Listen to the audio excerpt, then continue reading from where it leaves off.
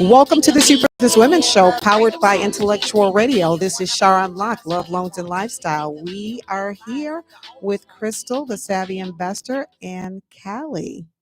Hi, everybody. Good day. How's everybody? Glad to be here.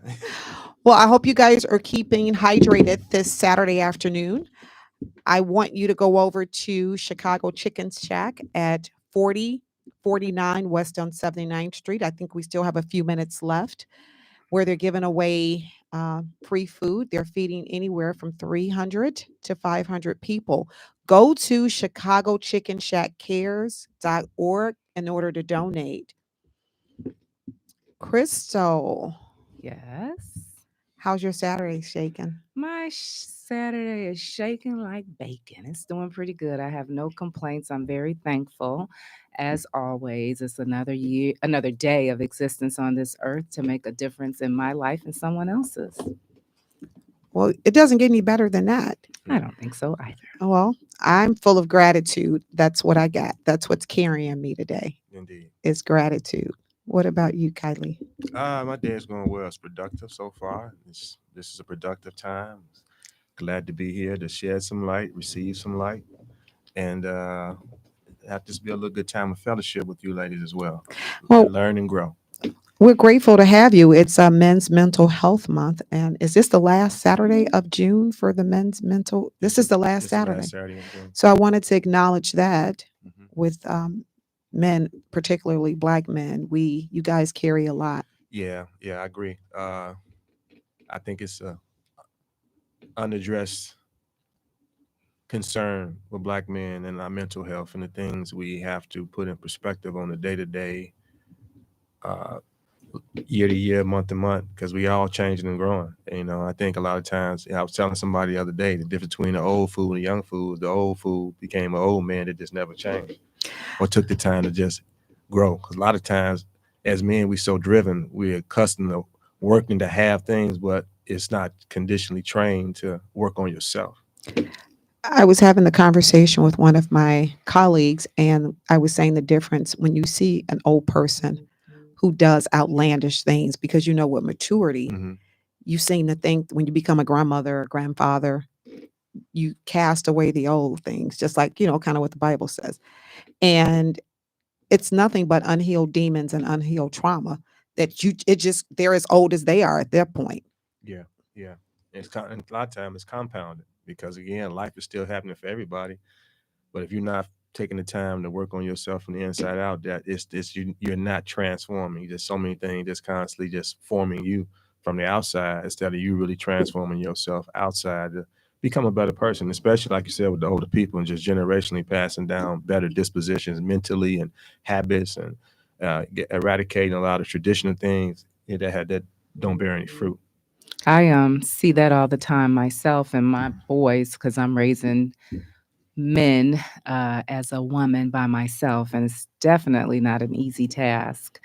And if I were to reflect back when I was younger, when I did not complete my relationship with their father, I would have been looking for a stepdad for them, someone to mentor to them and guide them, because in their age now, I can see where they need the molding and the shaping and where they're not able to do it as much as they would like to or probably should because it just hasn't been instilled in them to do so. I get it. But you didn't necessarily, if having a husband or meeting another husband wasn't in God's divine timing for you at that time, there are a lot of things you could have done. My kids are benefited from all of my community. They've poured into them. They're close to them. They share things with manhood Mhm. that I can't give them. I agree with you on that, Shar. But my personality, I'm not one. I don't really I'm not a people person like that. Mhm. So I've always kind of shied away from groups and because a lot of times in those groups, it's always been a lot of chaos involved in it also. So From it, my eye, from so my it wasn't perspective. groups. These are people that I met Mhm. in my prayer life along the way. I asked for divine connections. I asked for divine relationships, and I was able to share that with the boys. And the seeds that I've noticed now that I sown, the friendships that I sown, and these men have gotten married. I've been in their weddings. I've the seeds that I sown, the friendships that I formed when they were little, my kids are now benefiting, and they're closer to some of these people than actually I Yeah. am. Had I had someone, my mom died when I was maybe 20 or 21. I forgot how old I was because it was so traumatizing for me. So I was either 20 or 21 when she passed away. I don't have any family. It's just me and my family that I made, which are my children. So I didn't have anyone like pushing the agenda to me about going to church and doing things of that nature. So as I reflect back on everything now, all of those things are important, and Mhm. I mentor to my children every single day. Every opportunity I get, I'm always instilling, I'm listening, I'm giving opinions that I think make sense. But I see the fruits of my dysfunction then, and not beating myself up about it, Right. just being authentic with myself behind it. So I think it's better to do it that way. I was having challenging moments. I've been having challenging moments. And one of the things that gets me through is I always revert back to gratitude. That's my escape route for everything. It's the boys and where God has taken them from that's got me in a state of gratitude, which carries me through. Yeah, remember when we first started and you told me about that, and I said if I could do it all over again, I probably would have had my kids in church. Yes. But I've always felt like, that you can find your own way. I think I was too liberal in my way of doing Oh. things. Although I still had a moral compass, although I still instilled integrity in my children, I still think that I allowed too much for them to figure things out because I was figuring it out. So those little suckers, they still will do them. But the wonderful thing about them doing them is that the word is true. It is. They always come back. And I did steer them. Well, I forced them, steered them. We call it, one of the same. However, I was able to raise a conservative Republican, a Republican, and a Democrat. So, and I say that because they were able to form their own opinions and they're able to articulate why they feel the way they feel, whether I disagree or not. I respect the fact that they have a mind of their own. So steering, I guess what I do know as being a parent, being a mom, and getting a divorce and raising them is that they don't do what we say, they do what we do. Mm. I've noticed that. They mimic our behavior. And I have boys like you do, but the work ethic, the schooling, the things that are important to me, I notice are important to them. And they don't know that they're mimicking my behavior, which is interesting. Well, more is caught than taught. A lot of times, you get a lot more just by watching and listening, and then the energy behind that too. It's I don't say implementing, but it's communicating, and subliminally a lot of things are transferred. And you Yes. look up, especially just like with daughters being like their mothers and sons being like their fathers, or sometime in a negative way, which we have to correct this negative thing they observed in the home and end Yes. up and they get married and it's the same thing. But being intentional with those things even more, like what you were saying, like if you would have, if you had the opportunity to have been informed to know, you could have just had higher intentions, more intentions, or just the standards would have changed. But Correct. in the process, you're still learning, growing, and continuing to do that. I will say this. I guess we all have regret. I worked a lot because they went to top schools, best of the best schools. And one of them have a complaint about me working a lot. So you can't satisfy all of them. You do your best, you lean on God, and ask for, divine guidance, and you see how that works out.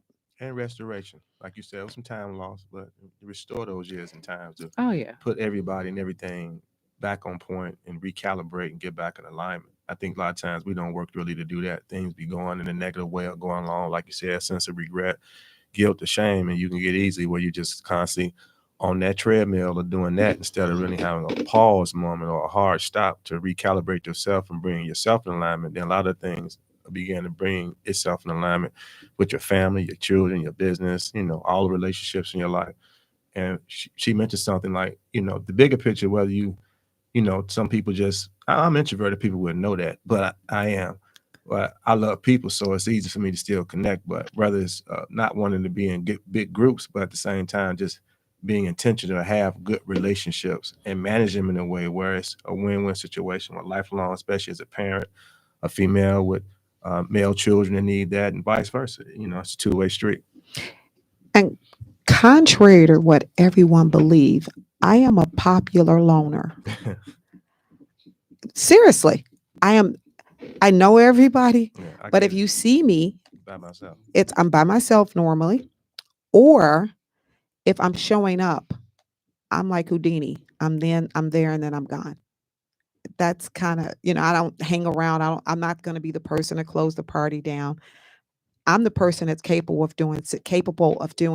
attending six parties in one evening, because I'm going to stay, hey, yeah, and leave.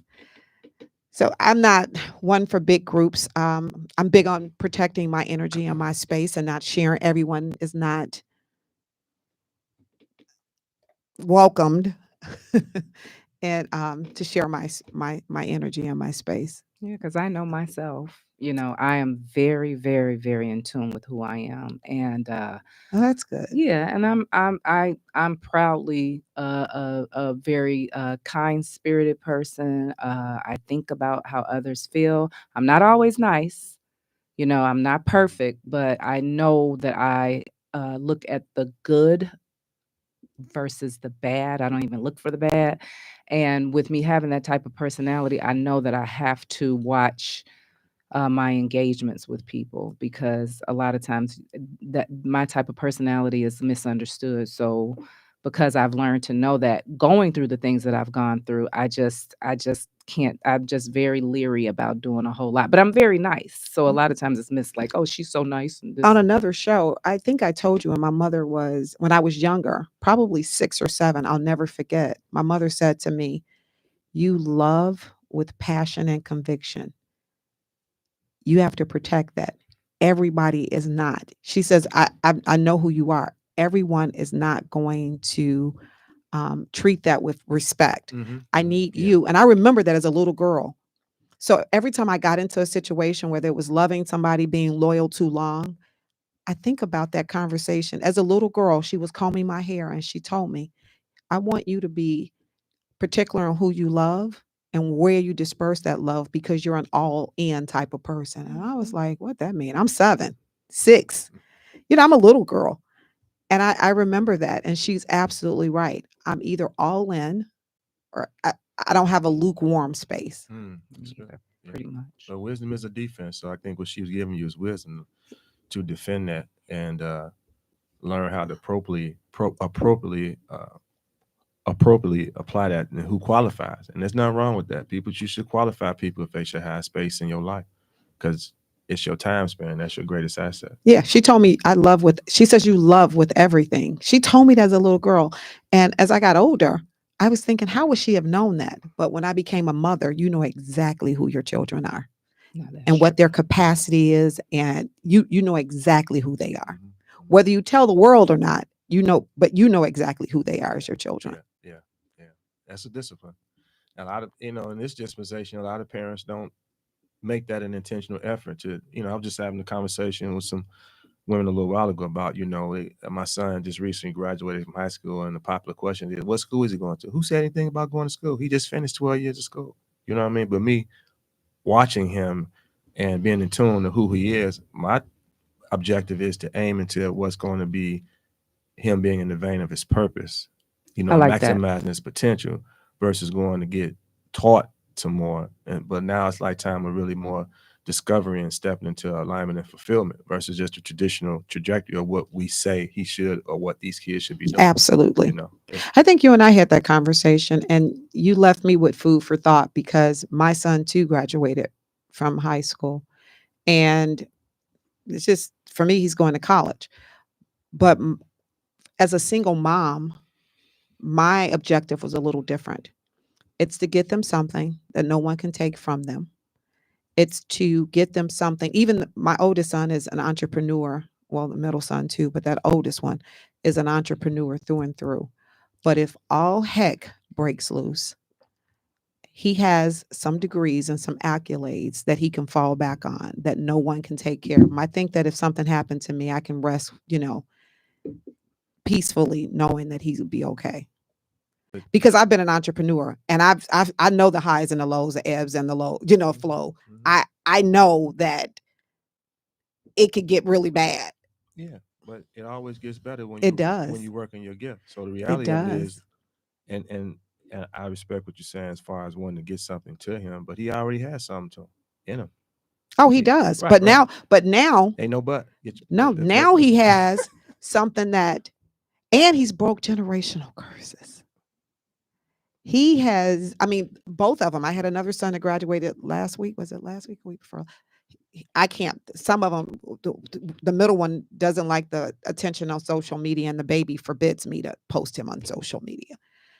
But they have something that nobody can take from them. That's the gift God gave him, not a piece of paper or a degree, though. Because that can, at some point in time, the way the world is moving at warp speeds and innovation and change, that degree in 10 years could mean nothing. But when the gift is there and you really, really having a real, see what you focus on expand. So it's like so many times we deviate again back to, well, if they had this with the word. No, but if you all in on what God said about them and for them, then that is infallible. That's true, but those were my dreams for them. I know, and that was giving me peace as far as being a single mom. I get it. I'm just saying overall, and that's good. Because being a single mother. But my greatest gift is what? Is that they all have a relationship with God. They all understand the word of God. If something happens to me, my mother had a heart attack. My son had to be 5, 6. Yeah, because I didn't have the other kids. So he was an only kid. She had a heart attack and I was lagging behind. She had walked up the stairs and had passed out. And Jonathan was always extremely smart. But I came up the stairs and I hear him rebuking. I hear him calling on the name of Jesus. I hear him commanding the enemy to let her go. And I'm like, did you call the ambulance? He never stopped. I called. He never stopped. I couldn't get him up off of her. He never stopped praying for her. So that came from where?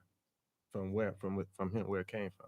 Well, it came from him seeing me pray. No. It came from the word. It's in him. It's who he is. That's what I'm saying. It came from within him. Yeah, but it was developed, because even if it was in him and it was never developed, or he never knew what to do with it, or he never knew what it was, it never would have, festered.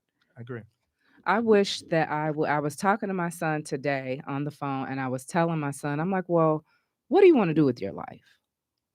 And he's like, I want to run a Fortune 500 company. How do you plan on getting there? I said, you need to figure out how you're going to, I got to keep my mental health together. I have to watch the things that I eat. All of those things are very, very important components to sustaining. But you also have to have a purpose and a plan as to how you're going to get to this money. And so I told him, and I wish that I would have understood what I understand now, that, that you should, my girlfriend told me there's no sound on here. So I'm like, I don't know why, but, I told him, I said, you should, ask God to give you your passion and your purpose in life. Because I think understanding your passion and your purpose is the most purposeful way that you can do things, is by having that. Absolutely. Absolutely. I believe that. Giles was here last week, and Giles Travis was here. He was in studio last week. photographer and does a lot of other things. He owns a photography studio, and he is one of my son's mentors. hmm We're brothers. They're like family. And he was saying how my child has a gift that he doesn't even know he has. His thoughts go forth because they were saying that he's the best. He said he's the best salesman by far I've ever seen. By far the best salesman. He does. He holds court. He does all this other stuff, but he doesn't even know the gift, that the anointing that's on his life. He doesn't. I think he knows, but not to the degree. hmm But he has an expectation when he walks into the room. He thinks he deserves what he's asking for. He doesn't think that no is a option for him. That's good. That's divine confidence. Oh, I got to start asking for that. Divine confidence. I have to start asking for that. hmm Indeed. Yeah, that's the starting point right there. Think you can, think you can't. Either way, you're right. Your words go forth, your thoughts go forth. You are what you think. First, not what you say. You are what you think, and then you are what you say. in sales, it's taught to call assume the sale. So it's automatically, it's like, how they say like bad news travels faster than good news, right? You Absolutely. should have the same expectation about the good, that I'm expecting what I asked for, what I'm pursuing to do. But that's an inner confidence that most of us Exactly. don't possess. No, we all have it, but like you said, it has to be developed. Yeah. It has to be developed. That's something it has to be nurtured. Where fear overtakes you, disappointment overtakes you. So it's suppressed, I would say, would you? Or distracting. Sometimes it's like just the mindset, not being consciously or aware. I mentioned to you, I was listening to Brother Gavin, was just talking about his book the other day, but that's what he was really talking about. People just having a more consciousness and staying in that state when you're believing, or even if you think about God, just being in that state of being in agreement with what God said for you and about you. And a lot of times, again, so many things externally, whether it's your responsibilities and so forth, they come again. It could be good things, but it can distract you from focusing on what's within. I agree. And that's a discipline. Because life It talks is. back, but you have to talk louder. I used to think, before I worked in a male-dominated field, I used to believe that men automatically, innately possess that. I think most women did. We would think that you guys had those feelings in check. And the minute that you veered out or said something emotional, we'll be like, And some of that is there inherently in men, but certain things have either suppressed it or tainted it. I was talking with some gentlemen the other day and at the car wash, and they were talking sports, and we talking about different players.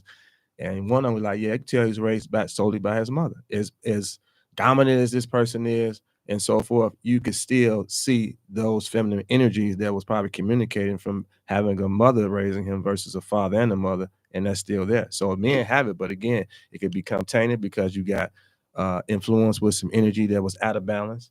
And even like right now, you got a lot of grown men that their self-esteem and sense of security is not intact. When that's not there, you see the fruit of it in the way they react emotionally a lot. it's And we all emotional working on it. and it can be abusive because Exactly. yeah.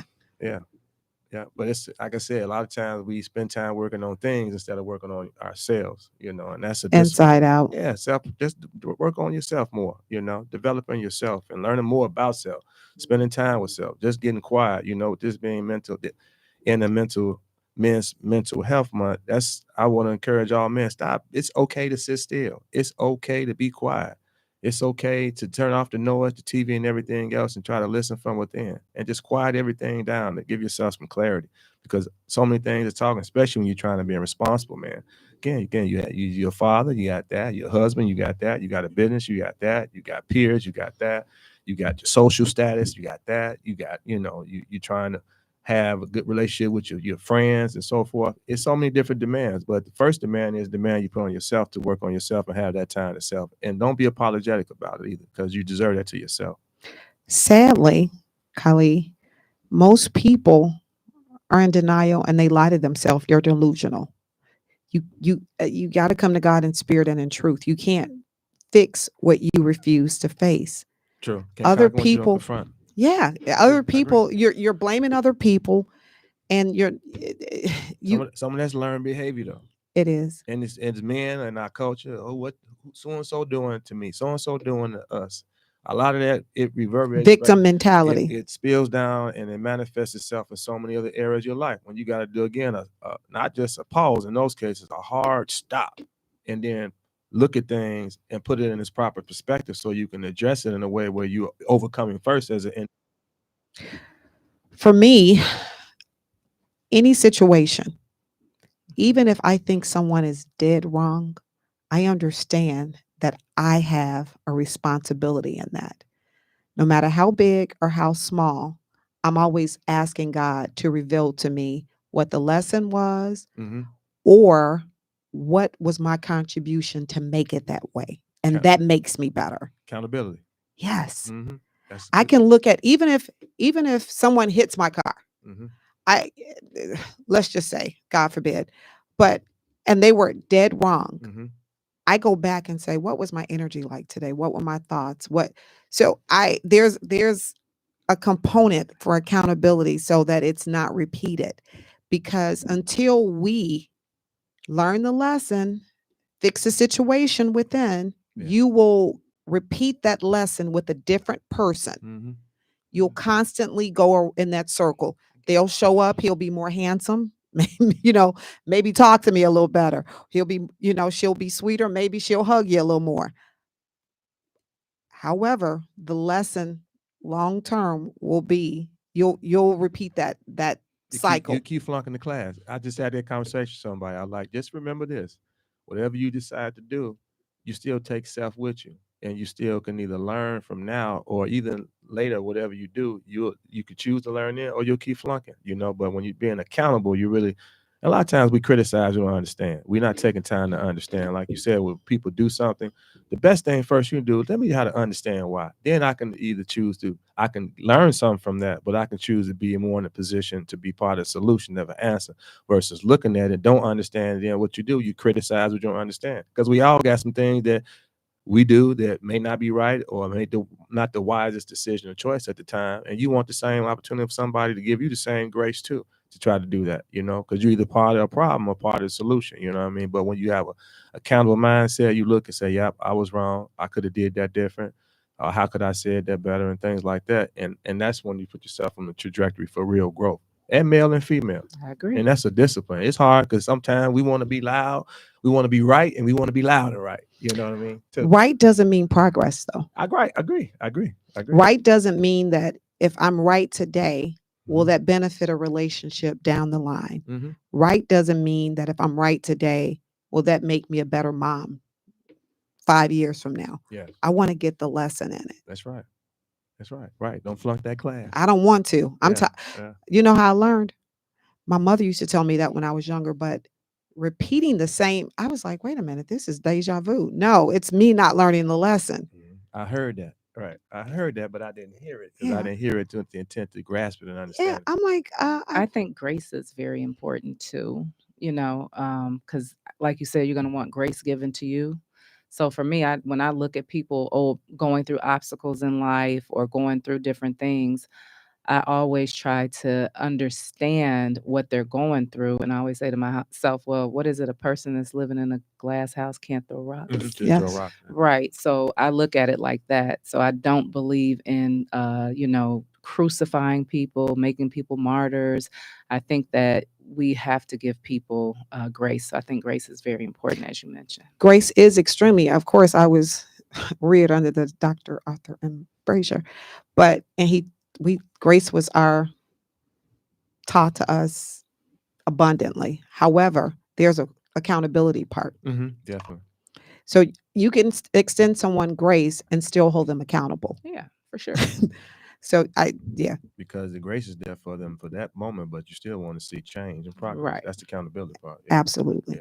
Yeah. That's that big struggle or that big hurdle or a big challenge we all have at times, So what is that? Grace or accountability? No. Just the fact that you really knuckle down on yourself to work at whatever challenge is, that vice, that shortcoming, and that inadequacy, which we all have, because that's why we live in an imperfect world, because nobody's perfect. But when you look at yourself first in the mirror, it's like, the biggest competition is self. When you're It really is. looking at yourself It every day, you're like, is. and the thing about it, even with people, especially men, you know, you should be inspired by other men, not wanting to compete with them, because you're still losing the race, because the biggest race to compete with is to compete with yourself. Yourself. You know, that's the biggest thing. And the lifelong thing is constantly with the uniqueness about your fingerprint, your identity, continue to expose the most of that, not copycatting what somebody else is doing. Be inspired to see somebody else doing and say, hey, man, let me tap into more what I'm capable of doing in this area, that area, not just duplicating someone else, because you never reach satisfaction or real fulfillment. I agree. I wholeheartedly agree with that. If we could do one thing, make one change, because it's Men's Mental Health Month. Mm-hmm. What would you, if you can give one piece of advice, what would you give them? What would you give to the men for Men's Mental Health Month? Love on yourself more. And when you loving on yourself more, you're going to take time to do the shadow work, make your corrections internally, and then you'll become the better person to serve people. Because too many times as men, you know, again, you have a confident bravado about yourself. But the master said this, he that is greatest among you is servant to all. So as you really take time to love on yourself, you'll be a better person to love people correctly, whether it's your wife, your children, your coworkers, your employees, your fellow man, your fellow brother, and all that. But when you really learn to do that, and it's something that you have to learn to do, because a lot of men were not taught really how to do that. It's just get up, go, run, have, do, be. Man, but how do you continue to cultivate that? And you do that by really loving and developing yourself from the inside out, and challenging yourself and questioning those uncertain things, but seeking answers for self. Or wanting to improve instead of just being demonstrative. This is me.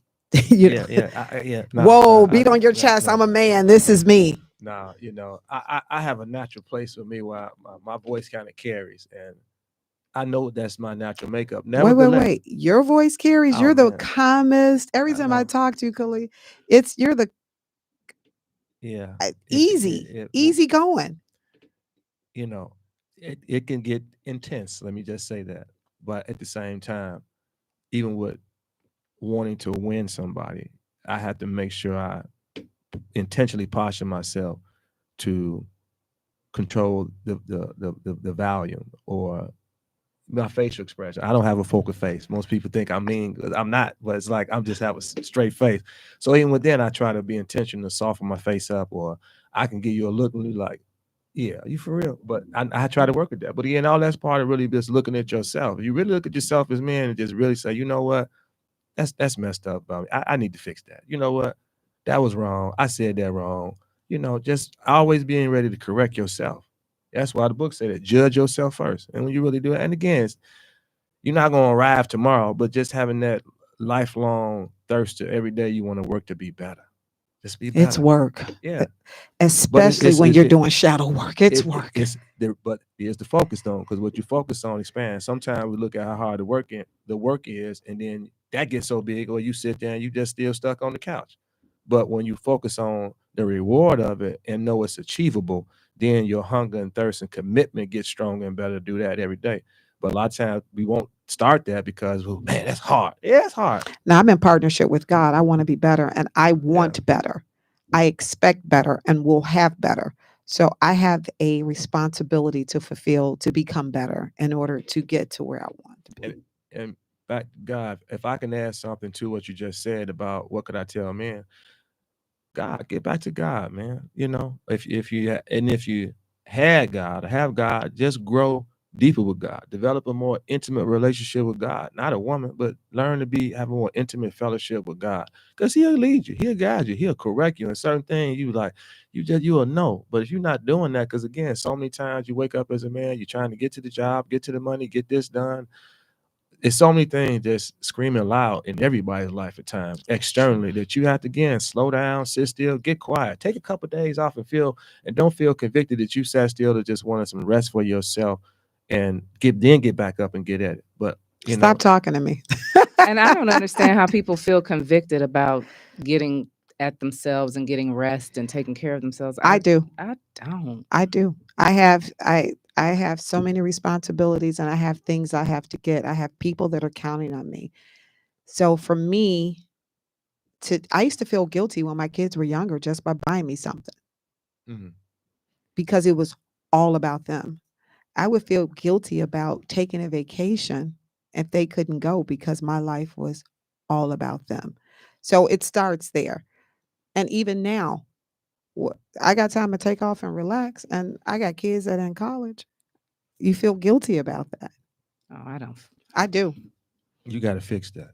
I'm working on it. That's all. And again, that's like when we, especially when you have a strong drive as a male or a female, it that can sometimes. That's why I say a lot of times men spend a lot of times working on things, and you won't spend that time to work on yourself because as much responsibility as you have in having the right motive, will want to ensure your children are taken provided for and taken Hmm. care of. Again, if you stop breathing, if the engine stops on you or one of the cylinders go down, what happens? They're gonna be Right. multimillionaires. Yeah, They're gonna be straight. yeah, but you might not be here to see and enjoy the fruits of your labor and theirs That's too, true. which will be which what God will want to see you enjoy that as well. So again, we have to implement the discipline and say, you know what, yeah, I'm gonna sit still, I'm gonna cut the phone off or whatever, and do that for yourself. Because if you always exhale and you never inhale, you what? You will die because you need oxygen.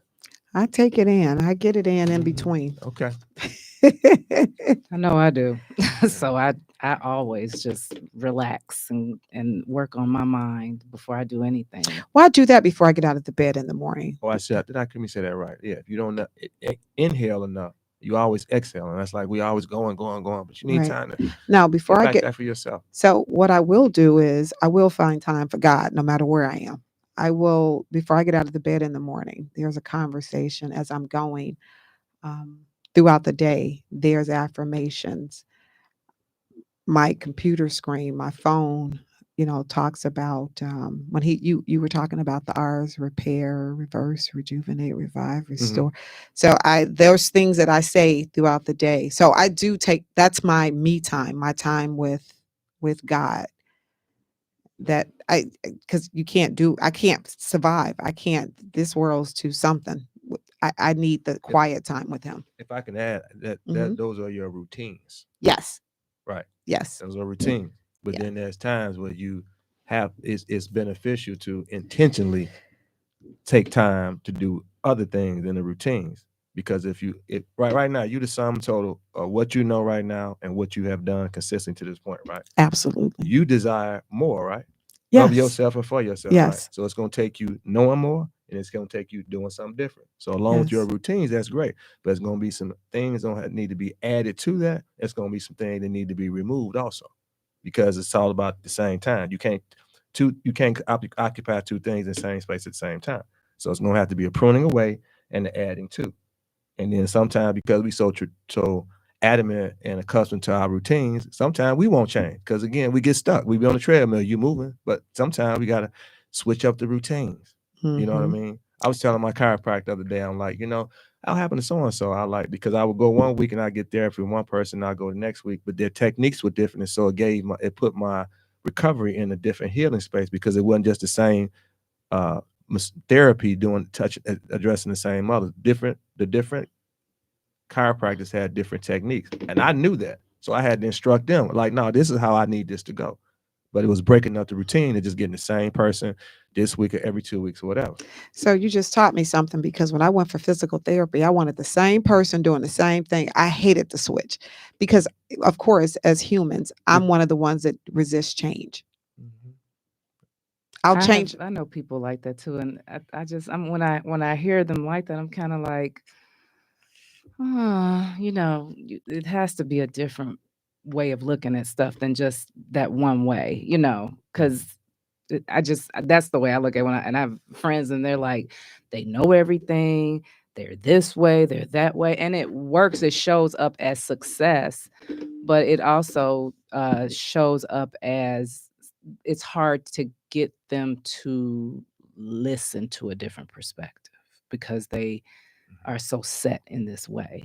So I don't know. That's the way I look at it. It becomes a stumbling block.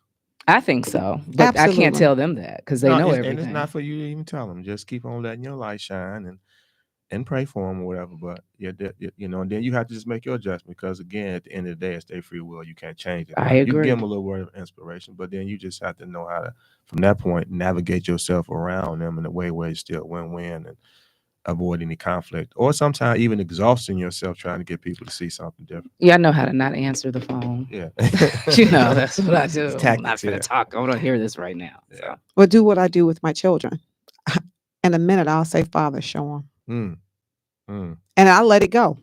that's good. Mm-hmm. Oh, sometimes it is because the way he shows up and shows you, sometimes I'm like, whoa, I didn't mean for that to happen. But yeah, Yeah, yeah.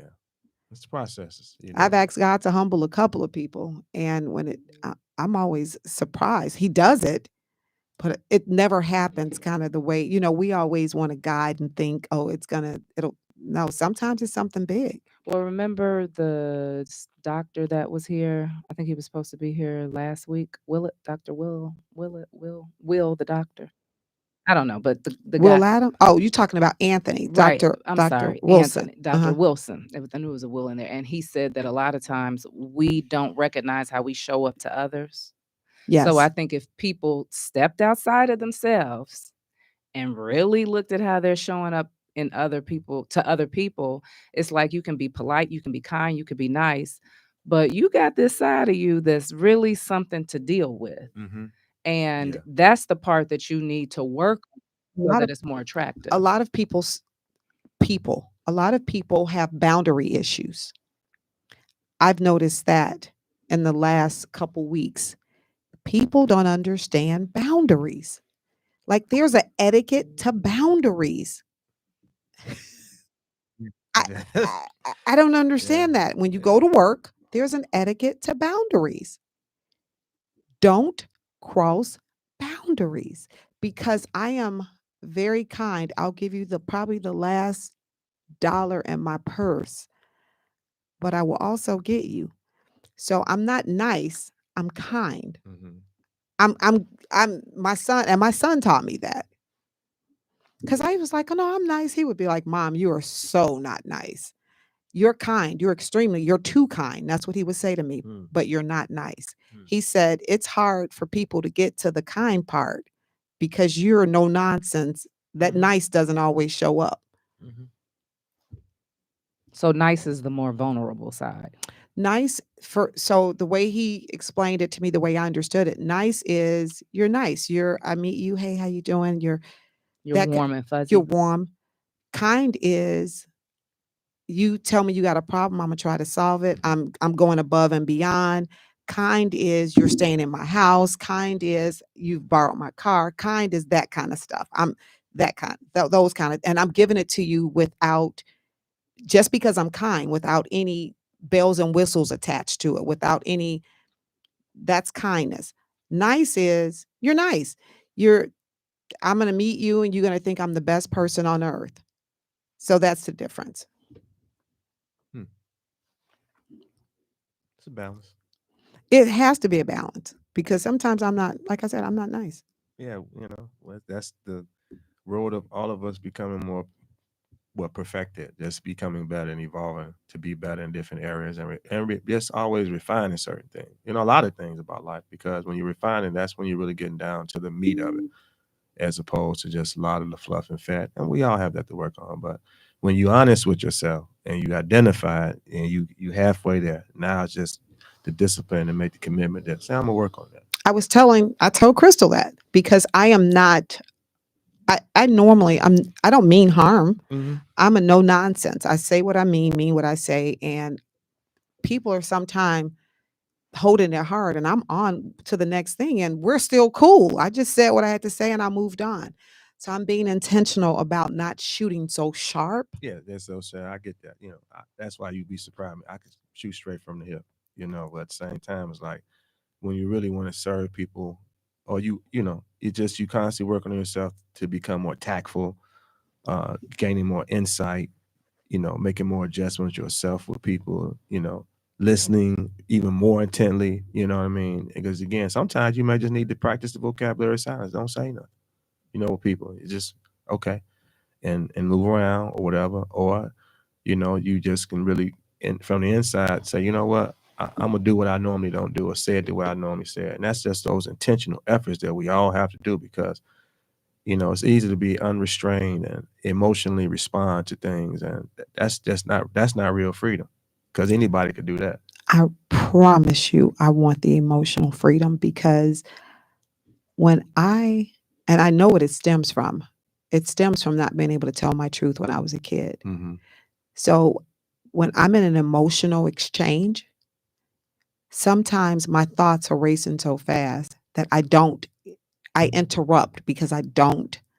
You want to miss the opportunity. Yes, Yeah, I'm gonna get this out. Yeah, because they're running so fast in my mind. yeah, I want to master that. yeah. Get you some word on that. Okay, the word of God will transform you when you really apply it. So I will master that. Yeah, yeah.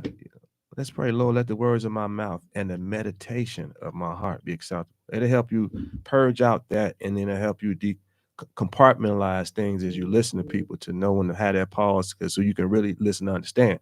Because again, a lot of times, again, like you said, you'll come off like a machine gun because you want to make sure you get it out. But that's not two-way. That becomes more of a one-way situation, and that becomes selfish.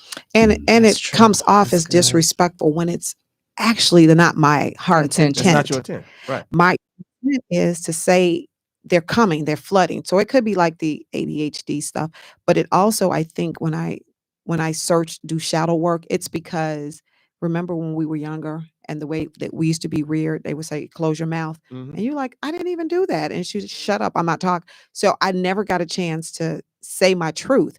So now at some point I decided I was going to let it all out. Yeah. So you had the right motive. Now it's about applying different methodologies to get the right result. So when we interacting with people, it's a win-win. Yes. And we always have to remember that we're all a work in progress. At that part, yeah. Yes.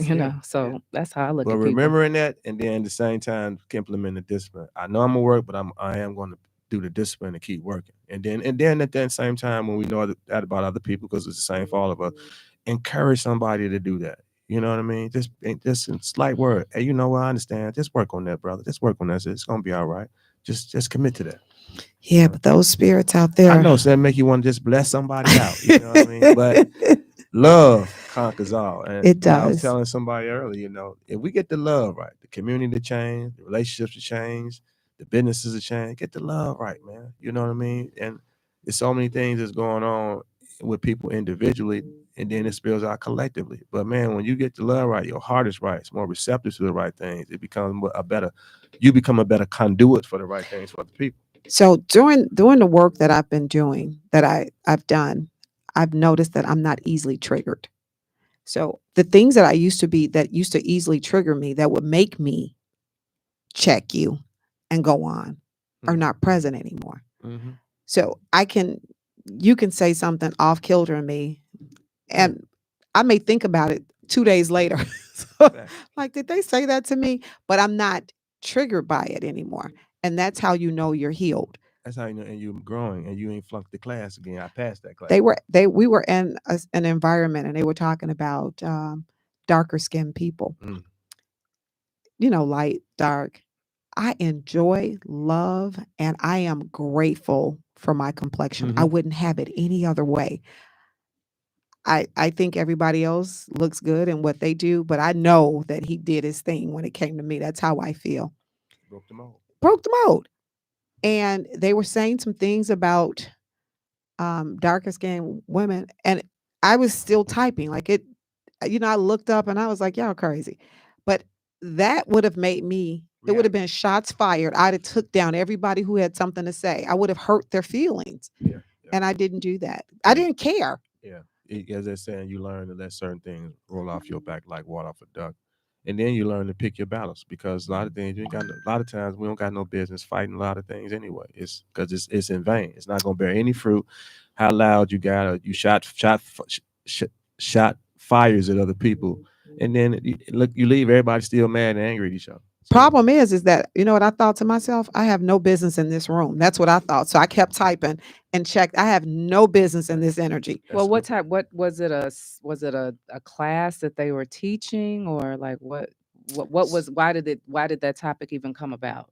they were just talking asking. about they were talking about a lot of hard topics, and that was one of the topics. But their response was, it's almost like when they talk about the president and who's the president, and someone says something and they're like, "Oh, you're an idiot." So it was kind of that type of energy. Setting to have Yes. hard discussions. So you know what, I was typing and I looked up. I was like, "Y'all crazy." But then I thought to myself, "I'm crazy because I ain't got no business here." So a couple minutes later, I excused myself with an excuse, and I got left them there with that energy. Yeah. Good discipline. I've just conquered that. I got some more on the list though. It's okay. We all do, but that's good. Now, when I constantly hear talking about shadow work, what is that? Like I've never done. I've never knew that I was doing shadow work, if that's what I was doing. So what is that? Whew. It's a lot of work. It's like, do you go to a spiritual healer, or you can, but it's you should. You need to probably be guided if you're not familiar with it, but it's dismantling yourself inside and out and working on parts that need repair. It's like a gut rehab. I'm gonna give you a simple.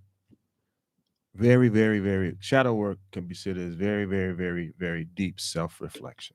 Okay, so if you have a nervous breakdown, well, you're not just that. Just well, my question is, I'm sorry. Go ahead, okay. If you have a nervous breakdown and you get hospitalized and you are in constant, intense therapy all day long until you get out of that place, is that considered shadow work? No. Okay. That's therapy. That's therapy. That's therapy. No. All right. No. Shadow work is those thoughts that's within. It's like a gut rehab. It's dealing with things that we told ourselves was okay. It's dealing with things that hurt you, that you set to the side. So you have a part in your mind that when things hurt you, there's something to protect you. That's why people gamble.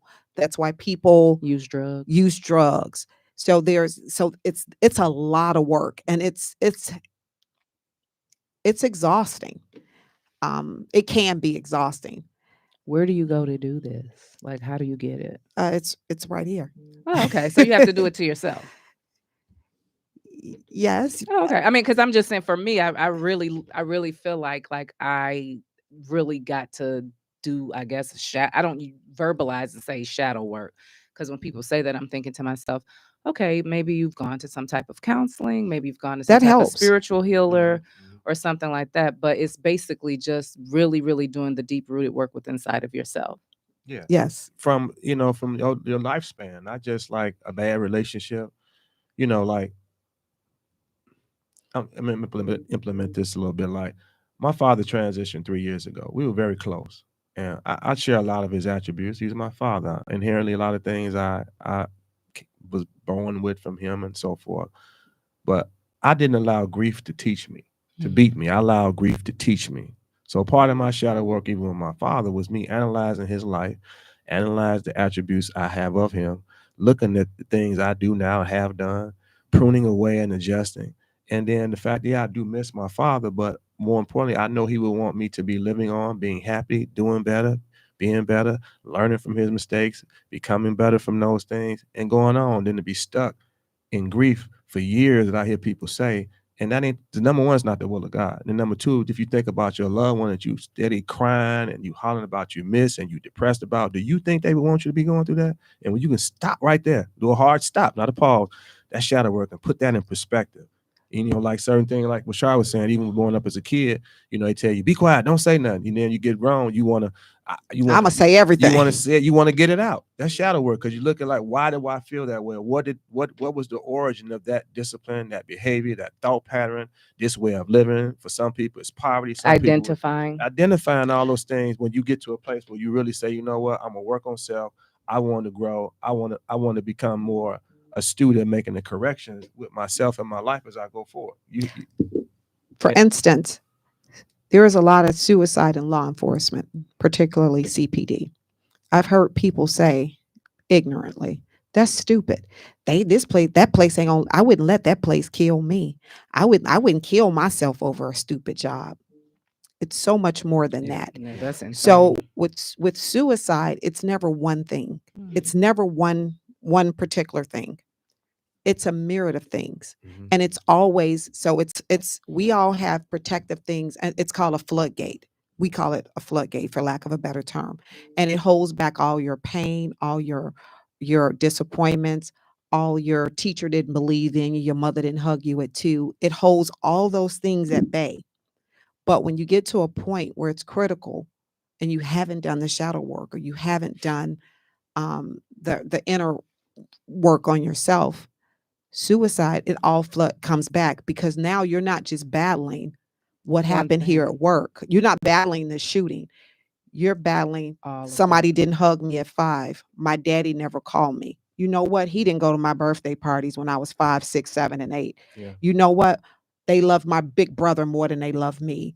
My aunt liked my sister more than you. So it's all of those things that you're dealing with that you've held at bay in your subconscious, Mhm. in addition to your current situation. So that's so if you do the shadow work, if you realize where, really I didn't have a voice when I was a kid, and that's probably why I'm so demonstrative now and I interrupt people. So I need to work on that. So that's one thing crossed off the list that's behind those gates. Mhm. So that's kind of the best, simplest way I No, can I like it. describe. I'm glad to understand it, because I'm always listening. I'm like, okay, I'm always listening. I'm like, I don't understand it 100% what it means, but I don't know. I'm just happy that I Yeah. don't have Shadow all work that is stuff hard going because on. sometimes feelings come with those. You have to Yeah, feel and embrace what you're feeling I in can order to, imagine. Yeah. Yeah, Yeah. yeah, It's suppressed emotions. yeah, A yes, lot of times there's a lot of suppressed emotion, yes, and then you see the fruit of it in your behavior, or the way you right. respond to things, the way you react Yes, to things, or a lot of times the way you see things. Like you said, with certain times people have a locked in perspective on what they think. Yeah, but your perspective needs to be expanded and constantly refined to getting back to a place of truth. And that's when you really be getting more freedom within yourself. yeah. I look at people all the time. I'm like, okay, like this is a lot, or I'm not interested in that, because I can see that person needs to do some elevating with inside of themselves. And I'm not saying that I have done all of my elevation, but You know you're not their problem. I'm not their Right. problem. And I know that I address my Yeah. internal problems with inside of myself. and what do I tell you? I said we had a conversation about my work environment. Hmm. They can be as nasty, as mean as they want to. That has nothing to do with me. I'm not the source of it. Right. Now I don't even internalize it. That part. That part. That part. You can be as nasty that day as you want to be. It Yeah. has nothing to do with me. And sometimes I tell myself, girl, that have nothing to do with you. Yeah. Yeah. People. Yeah. That's great. This when you said that, you learn what you just said. A lot of times, people, you have to make that be intentional to not allow yourself to internalize what's going on with other people, what they said about you, what they did. You have a choice. You can't stop birds from flying over your head, but what you can do, you can stop them from building a nest. And you don't want the nest to be built up inside of your mind with harboring those thoughts, and then they become harbored emotions that you wind up battling with. And then some places, sometimes you suppress them, and that's like when you're doing shadow work, you're dealing with something that you never dealt with the right way, and it's dead. And like Char just said, you look at somebody that want to commit suicide, it's a compound of so many things that got them to that point, because it's a lot of unaddressed things and things that you shouldn't have never bosomed in the first place. But when you don't know, you don't know. But as you can say, it's why it's great to have these sometimes unnecessary but intentional conversations, man, because that's when you really get to the meat of things, and everybody get an opportunity to grow and be better. And I and I'll say that men need that more. I talk to so many men at times, man. Men need a place where you can feel vulnerable, Mhm. be transparent, know you in the space of having a real confidant, not a homie or associate, and be able to get to the nuts and bolts, the meat, the nitty gritty, or whatever it is about life, wherever you at it's this particular time, so you can get to the determined and arrived destination for yourself. So we that's something that and also you need to be wanting to humble yourself to do that and know that it's okay. That's the real. You figure most men can sit around and talk for hours about sports, gambling, so forth and so on. I will name other things for hours. And then we don't really sit down and have an intentional thing, man. How's your life? How are you doing? What's going on? How your children doing?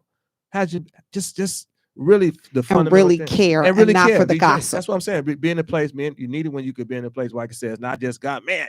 So man, Kali just told me one. Man, no, it's not that, man. He told me that. You know what, man? Next time I see him, man, if I don't have something for him, I'm gonna make sure I have a word or some encouragement or something like that. Whereas again, being intentional for the benefit of growth, not the intent of just going on the same treadmill or repeating the same motions, and then there's no growth.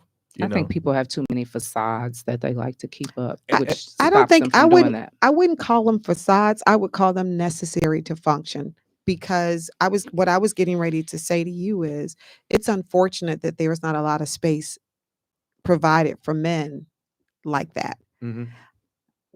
Being around men and being in a male dominated field, men are bigger gossipers than women. They transport information. I know everybody business in middle class because they share it. Mm-hmm. You have so having a friend or a colleague or a boy that you can talk to say, listen, man, I'm scared and this is what's going on, and I'm getting ready to do this, and that's a lot of men don't have that. Yeah. Or know that you need to create and develop it. The book says, in a multitude of counsel there safely. So I'm just thankful that I've had, and I continue to identify people in my life that I know they could be of that service, or we have that type of bond, and I feel comfortable to utilize it. Or I pick up a phone, man, what you think about this, man? This is on my mind, or whatever, and I feel comfortable to know that I'm talking to a person that's genuinely love and care, and they're gonna give me not their opinion, but give me the truth, so that can put me on the right path and trajectory, or anchor me at that time. I may be upset about something, or just be like ready to just go off or whatever, but to give me something to put my mind in a perspective, to get back into a place of alignment, and to be comfortable in your skin with that. And there's times where you have that type of relationship with people, and it may not turn out to be that, but that don't mean you give up on cultivating that space for yourself, or for as a man, where you have that more intentional community when you get together with the brothers, where it's some fruit. You leave the group of men, you've been empowered, where you got some solutions, some answers, and you're ready to go be different and do something different. That's the key point. I believe that if we had more of that, marriages and relationships would survive more. Life too, just life general. Our life is all about relationships. What God put in you, He put it in you for me. What He put in me, He put for you. So it's like all of that just takes a real intentional management, I think for a win-win situation. I think people need to get away from imagery and get off more into authenticity, because if you're not being authentic, you can't give a person what they need. You can't give them a real conversation. You can't give them real advice. I have girlfriends that are around me, and I know that they aren't being truthful about certain things, but I can't give you anything because you're not telling me the truth. Yeah. So yeah. that's, I think that people need to get away from just trying to keep up this image. So maybe it's their truth. I've noticed No, that it's in a people lie. too. Yeah, but again, their truth still can be just a lie. You walking around, you just a Well, deception. you heard what I said. Yeah. People are lie to themselves. So Yeah. that's a whole nother Yeah. thing. They lie to themselves. Yeah, and Or say things that they don't intentionally mean. So sometimes that's where the imbalance comes in at. You shouldn't say anything that you don't want to live, right? You don't want to experience. Because as my spiritual advisor said, your words go forth. But people will say things and they go forth that they really don't intend to live. Does that make sense? They don't line up sometimes. Yeah. It's pretentious. To a Right. degree. It's a big potential. Right. That's what I have a girlfriend that says, "Oh, I'm done with him. I'm never talking to him again," and gives you 50 reasons. Next week we're having dinner with them. So, so that's what I mean. That's called good lip service. Yeah, just hearing yourself talk. No intent behind it. No, I think she really means it at the time, and then you buy into it, and you're like, "Oh," and I'm calling the check on you, and I'm like, you know what you just said. I mean, she thinks she's meant it at the time. That's a conscious thought, because you mad, or you angry, or you disappointed. Right? So you easy to say that then, but when you have made a good intention, you didn't spend some time recalibrating the map of your mind to say, no, I'm done, because that's where the change started at first. Right. So say, I'm not going to deal with Johnny no more or whatever. It's that part. And that take work too. So a lot of times people quick to shoot off. That's why the book said be slow to speak. Slow to speak. Right. Because you'll be, shooting off and just your words in vain, and you keeping yourself mentally incarcerated to a state that you say you want to be free from, because you just run off at the mouth with no substance behind your words. Yeah. Just good lip service. Absolutely. Back to the men. What else you want to talk about? Yeah, let's take this opportunity to reach the brothers, man. We got work to do. That's right. We got assignment, brothers. We got purpose. You got destiny, man. Focus on that. We do. Our community's in trouble. Well, but there's some answers. The other side of that coin, there's the solution, and the answer was here before the problem. Absolutely. And this is why I think one of the things we all need to become more disciplined on, because I think you and I talked about that. Everybody's become a master at pontificating on the problem. We great to say, oh, these young kids is messed up. Oh man, the gas out of it. Okay, what you focus on expands. The more and more your words, your thoughts get consumed with that, that's what you see. But if you can really stop and put your mind in a state of identifying the solutions, answers, and so forth, now you put yourself in the trajectory to be part of the solution instead of just perpetuating the problem. It's like we always say, Black people don't stick together. That's a lie. We do. We was refining the intentionalities in when we come together and why we doing it. And then putting purpose and fueling that behind the situation. Then to put up a brick wall in your mind that you don't want partner or won't be community with people, because in your mind, you done subconsciously train yourself, like, we don't stick together. Yes, we do. But we got to refine the intentionalities on why we sticking together and when we do it, and make that more of a purposeful lifestyle. I agree. Me too. Yeah, so. And we can, and we will. It sounds like you need to start a men's group. I mean, I'm sitting over here like I'm just so blessed to be here today to hear such a wise man speak and give so much wise counsel. A husband, a father. Yeah. So do I hear a men's group, Colleen? You hear whatever the Lord lead me to do. But it's something coming. I don't know what altogether, but I know one thing I will admit to, and just my heart and my inner man is stirring me to work, as I said, with other people, work more on myself harder, and just birth out another level of servanthood to people, man, because it needs to be met. And again, you think about it, when a lot of us, you say you pray, right? When have you ever seen God show up in your bedroom, say, here I am, here go the money, here go the house, never, right? He gonna work through somebody. So I just want to make myself more of, expose more of what's in me, for people to be served, him to serve people, more people through me in a bigger and better way. And I don't know all of how that's going to materialize or manifest, but if it's a men's group, that's what it's going to be. Because I have said that. I was telling people some months back, I wanted to start a thing like just having men's mental Mondays, man, where we have that time. That's nice. Every Monday to get together and have that space and place to do that. I think, it can avoid a lot of ticking time bombs with men that just, like you say, them dealing with so many things, and then explode because they would never had a space and a place to just release all that, or be able to properly put things in perspective, to, instead of reacting to it, respond to it in a place of wisdom and growth for yourself and the benefit of other people in your life. You look at, we'll say, like, you see, I think a few weeks back or months when there was a young man that when he shot the mother and the kids and all that, it probably was some deep-rooted thing that we're just, he crazy. No, he got a problem. We need to get some help. We need to try to address that in some type of way before it lands to somebody else, and we see that, and that's the first thing we say, was like, no, it's some healing need to go on.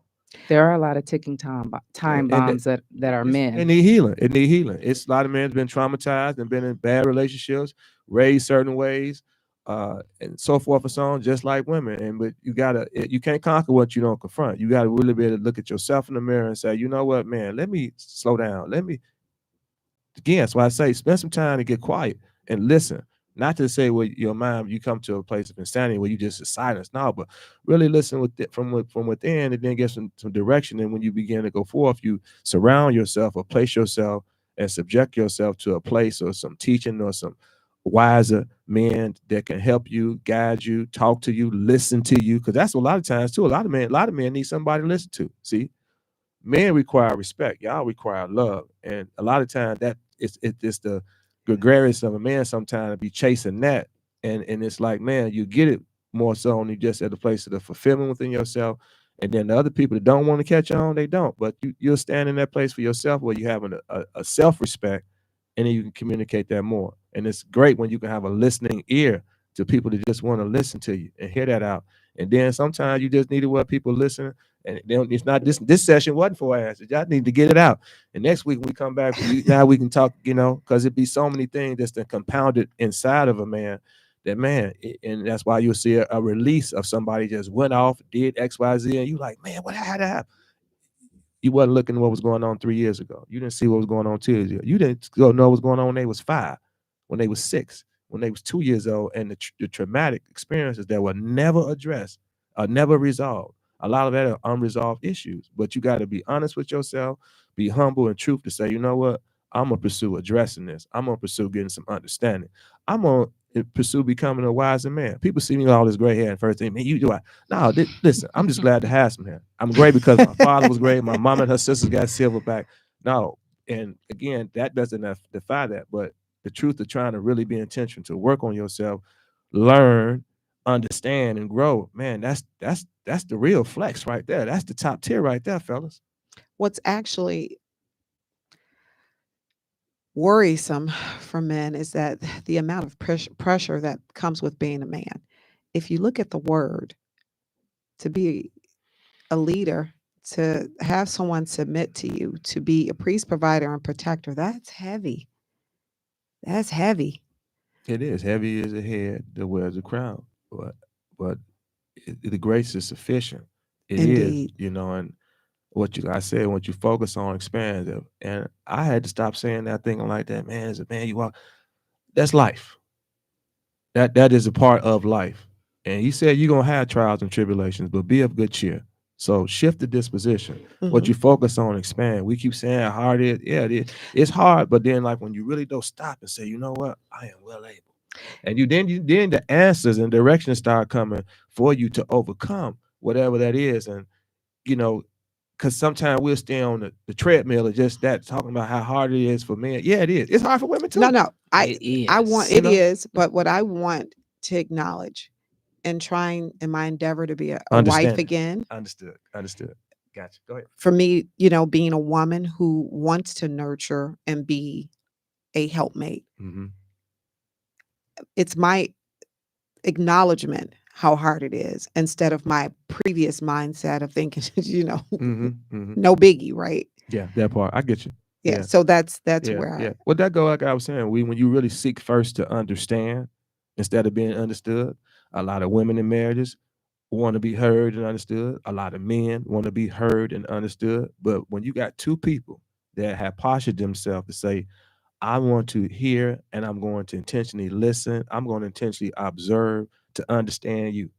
And then if you're doing that, now you got two people in the ship that can really row in harmony. But it take the discipline of two people doing that, because again, the two becoming one, even what that is, you really have to listen to the other person and watch them to make your adjustments. You know what I mean? And grow within the parts of their life, who they are and how you are there to serve that.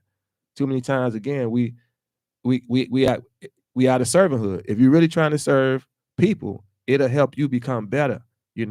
I've promoted parties for years. People know that, but I never really was the promoter that walked around. I'm working.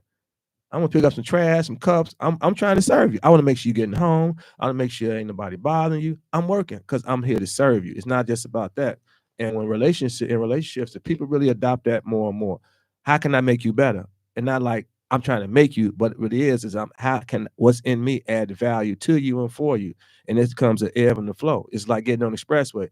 You're not gonna get on the ramp doing 90 miles an hour. You're gonna crash, but you're gonna know what? You're gonna get down and yield and get into a space and get what's called the flow of traffic. You have to learn to do that in relationships, whether it's your husband, your wife, you're dating somebody, your coworkers, your friends, and all that. But a lot of times we just so hell-bent on how I feel, what I think, instead of really trying to seek first to understand. And when you do that, now sometimes when you seek first to understand, it may be a situation where when you married, it's one thing, but like with people you're around, well, again, like you just said, no, I just need to remove myself from this. That's all. I understand. And that way you stay out of strife. Because when you're in strife, now you got all type of confusion going on. Ain't nobody gonna win. It's just gonna be bad for everybody. With somebody may physically be harmed, or somebody stressed out, or using carrying this emotional baggage around because know what? You didn't posture yourself to get in that flow. So you know what? I ain't gonna speed up. I'm gonna slow down, let them go on down the road. See that road rage. People want to sit there in traffic, hollering, ha. I've done that before, but I learned and just like, go and get out the way. You go ahead. It's all right. But it's that discipline to get in that flow to understand the situation or understand the person. Now you halfway there. Now you can get some little more information. Say, how can I properly address this? Or really, this is something out of my scope of understanding. I can't be of help. So I'm just going to pray for that person, give them some encouraging words, whatever. I think we have gotten out of the flow of what love really is, the understanding of what love really is. People think, and I've said this a million times, people think when you think of love, you think of feeling good. Oh, he makes the way he touches me, the way he looks at me. Oh, he calls me. It's receiving. It's all about that. When I go to the Bible and you break love down, I'm like, ain't nothing good about this. It talks about all the things that you need to be doing that qualifies love. Yeah. And they Yeah. aren't warm and fuzzy. No, it's not. It can't have its places, but Yes. it's the disciplines of love that a lot of time we don't, because even the book said love covers a multitude of sin. First thing you ready to do is ready to point out what somebody did, what they said, and remind them what they did. And that's not love. I mean, that's not like what you said. We do have to hold ourselves and others accountable, but begins back to that. It should be filled with grace because again, you not perfect, I'm not perfect, she not, ain't none of us are. So you always want to keep yourself in a position to get that same love, which is fueled by grace from other people too. And it's sacrifice with love. There's a giving of love. Sometimes when you're loving this, you can be misunderstood when in it, but it's the disciplines and just yielding yourself to it, and that brings more fulfillment because it's tapping more to God in you. And grace covers the misunderstandings. Absolutely. Anyway. Yeah. Yeah, I look at couples and I've seen and I'm like, okay, well, how did this slip past them?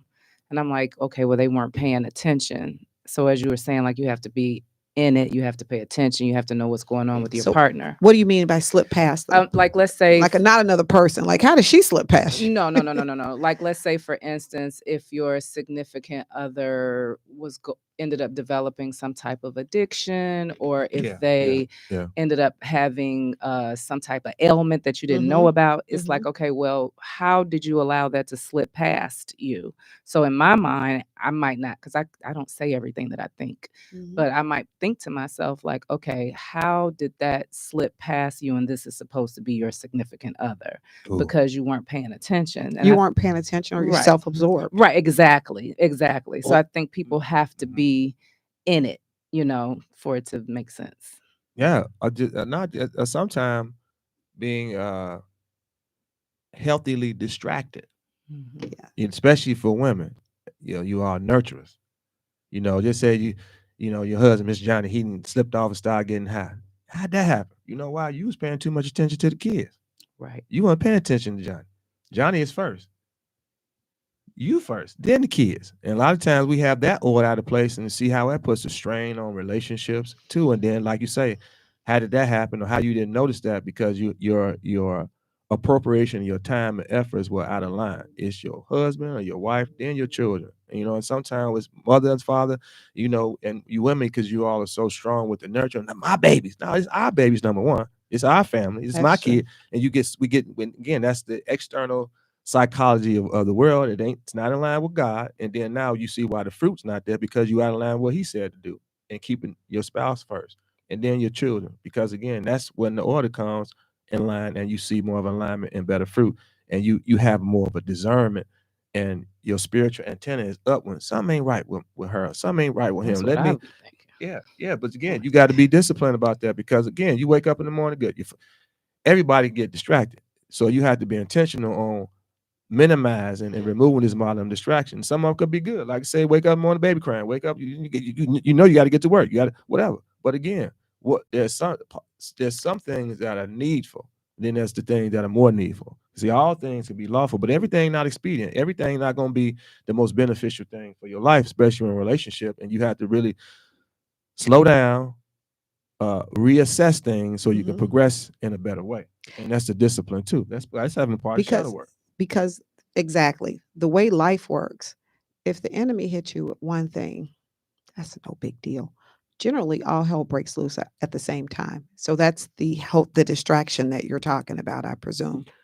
Sort of. The healthy distraction is when it's things that you're saying that should be the right thing that you. Okay, I'm gonna give you an example. Right, there's a scripture. Right, have you ever heard it when Jesus is at the house? He was going to sit with the family.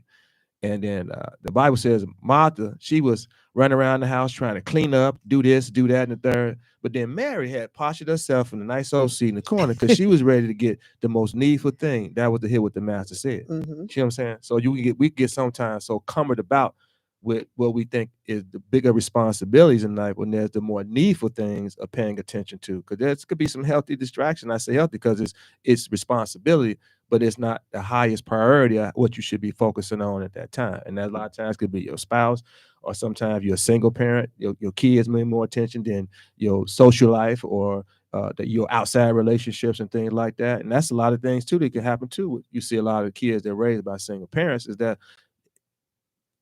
people distracted, consumed, working too much, and the kids, those are they healthy distractions. They are healthy distractions. But they bear some of the worst fruit in aftermath. Because sometimes all of them act up at one time. And I don't mean act up like bad stuff. I mean like Challenges. all of them Yeah. have challenges. And you're like, are you kidding me? Yeah. All of them. I would be like, or the tag team, normally you're exhausted. So that you're exhausted when they tag team you. It's almost like a wave. That kind of stuff will wear you out, and it's impactful to outside relationships because you don't have enough energy, strength, foresight, or prayer life to expand to anything or anybody else. Been there. Mm-hmm. Yeah. And it happens though. My friend was just in town. It becomes a perpetual state of suffering for a lot of people. Oh no, that's when I'm like, listen, God, Yeah. you know my capacity and I'm at it. So that's when I'm Yeah. talking to him, like, help me out here. And as I was driving here today and the worship music was on, I was led to remember that certain things, even about my kids, little milestones. And I was like, yeah, all the sleepless nights I had, and it worked out just fine. Mm-hmm. Mm-hmm. All the stressing, it worked out just fine. I was just driving here thinking that today. I pray it works out just fine. I was saying my friend was in town visiting, and he saw how all of my kids were driving me crazy and all of the stuff that I have to deal with. And he's like, Jesus Christ, I didn't know that this was going on with you. I'm like, yeah, it's a lot.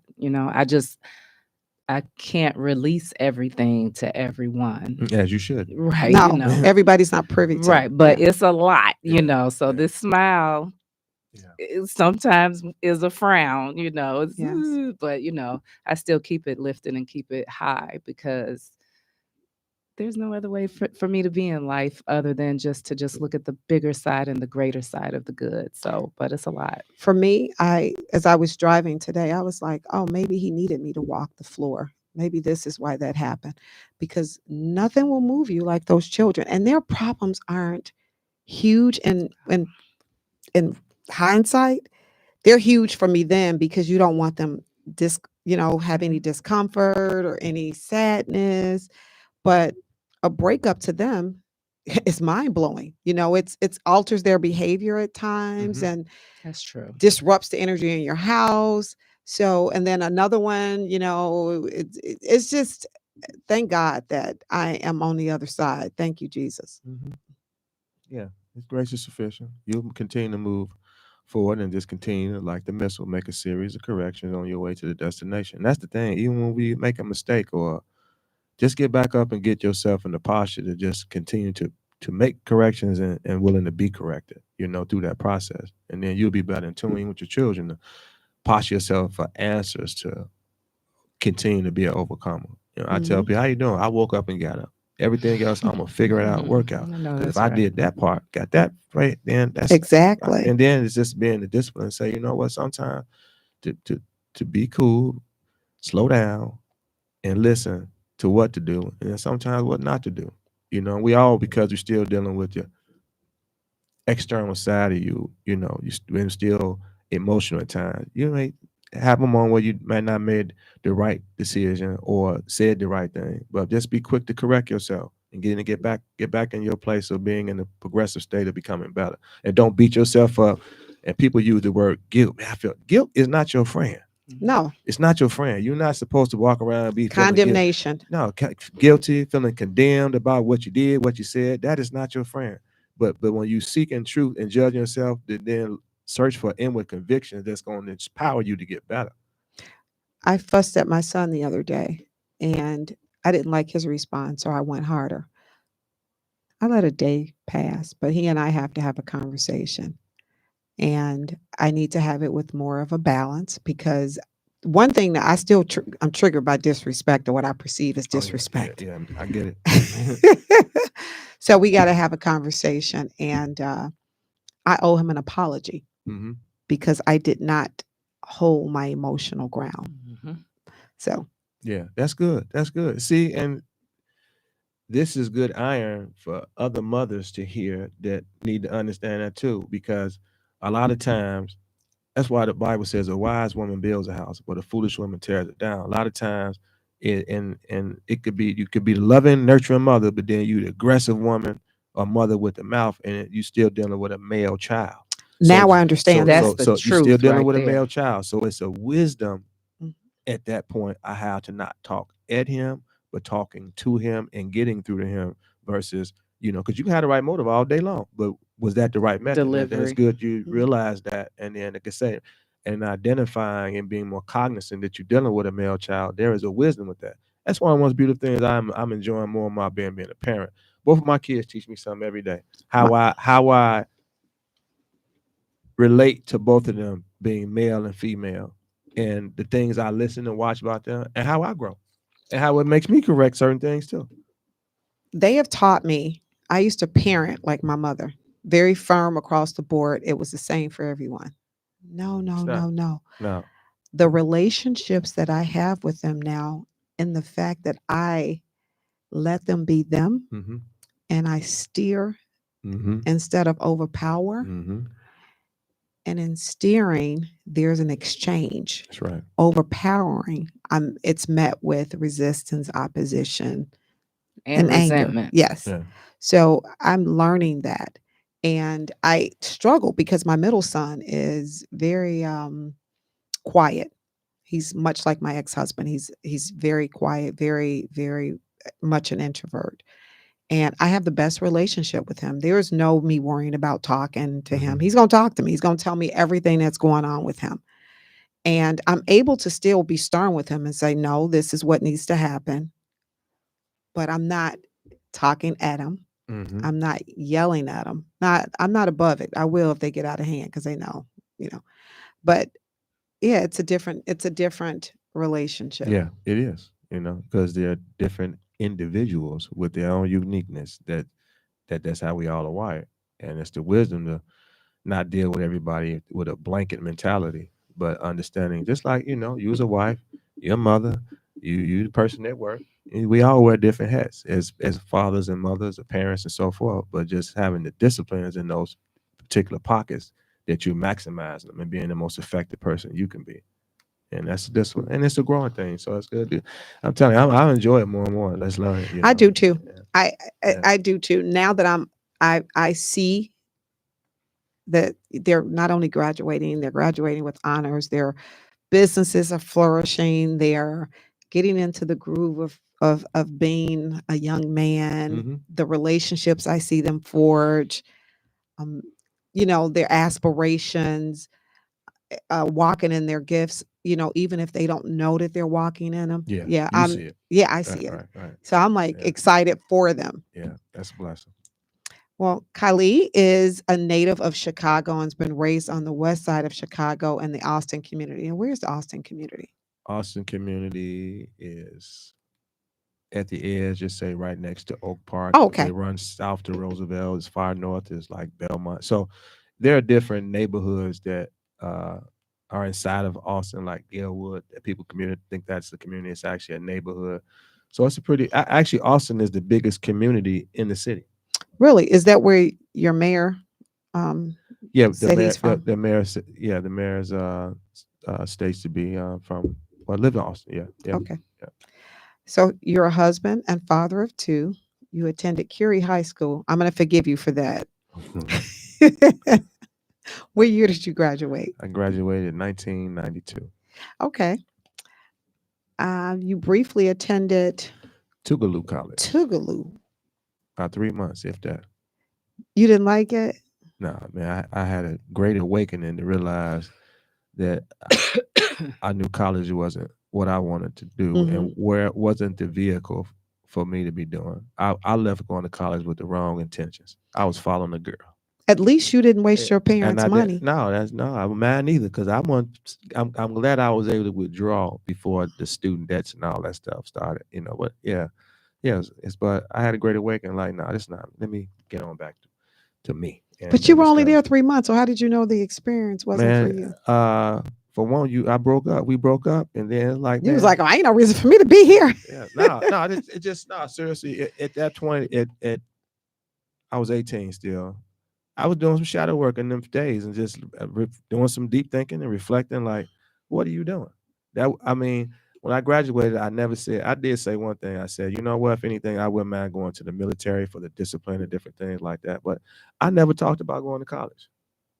You can ask my parents, and my mother's still here, but I never really. It was not. I did it on the strength of the relationship at the time pulling me in that direction. But again, I got myself back in line with my thinking and like, no. And I came back to Chicago working like a man, developing the gift of sales in me and other things that I wouldn't trade for any 4-year education that this earth could give me. And I'm thankful for that. And then just like those 3 months being in Mississippi, it seemed like it was years. I built some relationships with people I'm still in contact with to this day, nice. over 30 years almost now. And so I'm thankful for those 3 months. It's Okay. part of the footprint that helped me be who I am. That part. And you're a graduate of Living Word Christian Center School of Ministry. I like that. Thanks. And it shows. Yes, it does. It shows up in every conversation we have. No, thank you. Yeah, that's something many people don't know that I did almost 20 years ago. My life took a lot of turns and making corrections with myself and about myself. But I'm thankful for the things I was taught and learned that has kept me in the midst of my foolishness and corrective ways. And I'm thankful for all of the teaching and just still to be able to be a blessing to people for what I've learned too. So you've been a salesman for 38 years. So you're good at it. You're spectacular at it.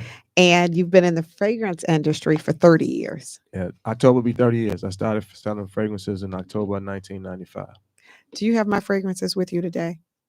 No. I told you I wanted them. Okay. And he gets the good stuff. Listen, I get the good stuff. I did bring some nice for you, though. I had Okay. Yeah. So what was the last one I asked you for? Which one was that? Because I had Mojave Ghost. Oh my God, Yeah. that smells amazing. Yeah, it's a great scent for this time of year. It exchanges very well with the temperature outside through the summer. Bit expensive, but Yeah, it's pricey. But good quality. so if they wanted to get a hold of you and get some of your fragrances, and I'm sure the wisdom, because even in a small conversation or exchange, I always learn something. And that's what life's about. Even in small conversations, in our short time of talking here and there, I learned something. I walk away and feel like, oh my God, I'm blessed. Amen. I think we all need to be intentional about doing that. People like elevators, they take you up and take you down. I think the more and more everybody is intentional that when somebody is in your presence or engaging, that you want to leave something. Again, you experiencing, people say you love God, but then you don't love man who you see. What's up with that? So if you really be intentional in that, then your words, your countenance and everything should be some type of enliftment and empowerment to everybody, instead of just, but again, that goes back to being instead of being self-seeking, but want to serve people. So I just try to stay in that place. It helps me a lot with self and trying to making better decisions and just wanting to be used, man, and just loving on people, man. It's a fulfilling thing, and it's part of purpose. You wasn't here just for yourself. You was here to be used and a beacon of light, information, and resource for somebody else. And in the place of that, you'll have fulfillment and joy and everything else for yourself as well. Amen. It's a reciprocity. Amen. Yeah. So if they wanted to get the good fragrance that I wear, the good stuff, where would they go? Well, probably most everybody on here got my phone now. I've been a one man operation for these 30 years, which I probably should have changed. I've been a traveling salesman through that whole time in the midst of having a couple brick and mortars, but I just enjoy connecting with people so much and moving and expanding relationships and meeting new people with that. But if you don't have my phone number, I can leave you my phone number. I don't have a website because you can't smell it on the website. You can't get this good experience from a website. That's true. And you don't know what you're getting from a website. You're rolling the dice. But fragrances is a very integral part of your day-to-day life. Smelling good, your perfume or cologne speaks before you open your mouth. And I just take a lot of pride in communicating that to you so you pair it up with the right fragrance for who you are, what you're doing, the time of year, or maybe where you're going. And you can't get that from a website. But if you're interested in some good fragrances, you can call me at 773-680-1320. I'm based on the west side of Chicago. However, I travel abroad the city and surrounding areas. He truly does because he brings me my good stuff. Thank you. Crystal? Well, as I said earlier, I feel extremely blessed to be here today to get this good food for my spirit and my mind. And I'm definitely going to get some of that good smell, good fragrance for me as well. And I want to thank you as well for coming today. Thank you for the opportunity. And you can find me for all of your real estate needs at www.info@powercircleinvestments.com. And you can also call me at 312-877-6687. We want to thank you for being here today. We've been enrichly blessed. We feel it's a privileged.